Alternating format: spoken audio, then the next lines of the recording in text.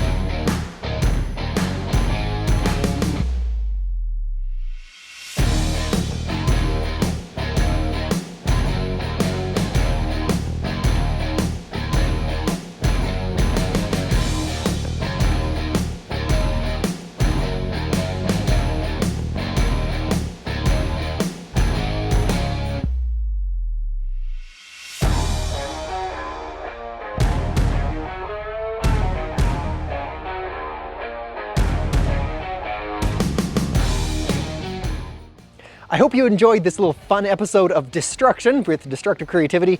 See you next time. If you enjoyed this one, make sure you drop us a like and subscribe if you feel like it. All right, see you next time. Bye.